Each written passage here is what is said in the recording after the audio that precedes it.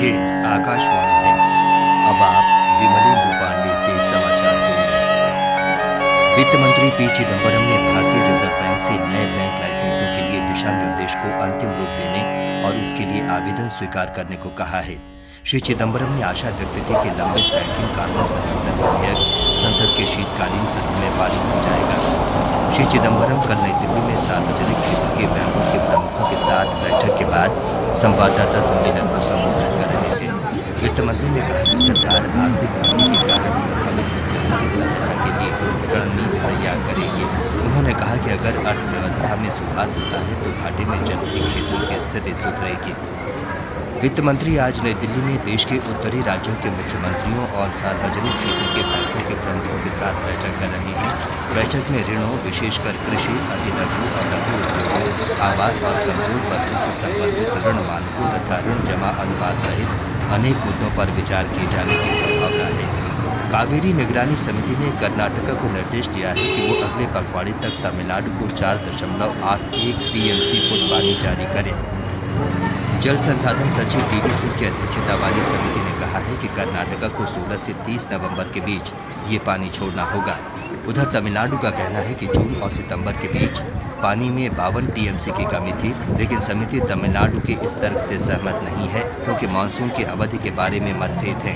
स्थिति की समीक्षा के लिए कावेरी निगरानी समिति की इस महीने की 28 तारीख को फिर बैठक होगी। सरकार ने एलपीजी उपभोक्ताओं के लिए अपने ग्राहक को जानिए केवाईसी फॉर्म भरने की समय सीमा 15 दिन और बढ़ाकर 30 नवंबर तक कर दी है। पहले ये सीमा 15 नवंबर तक थी। सितंबर में एक परिवार को वर्ष के दौरान केवल 6 सिलेंडर रियायती दाम पर देने के सरकार के फैसले के बाद गैस कंपनियों ने एक ही पते पर कई कनेक्शनों को समाप्त करने का अभियान शुरू किया था। शिवसेना प्रमुख बाल ठाकरे की स्थिति में सुधार हो रहा है। एक बयान में पार्टी के कार्यकारी अध्यक्ष उद्धव ठाकरे ने बताया कि शिवसेना प्रमुख की हालत स्थिर है और उन पर इलाज का असर हो रहा है।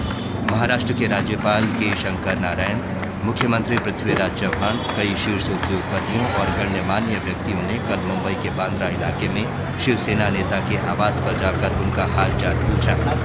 असम के हिंसाग्रस्त कोकराझार जिले में सुरक्षा बलों द्वारा कड़ी चौकसी बरती जा रही है।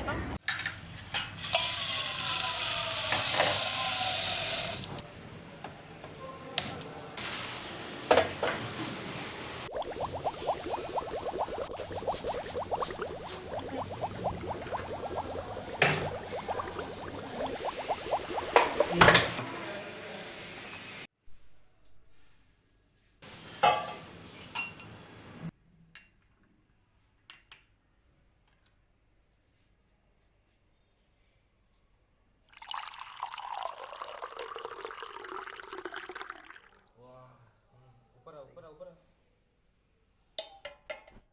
चलो अभी ऊपर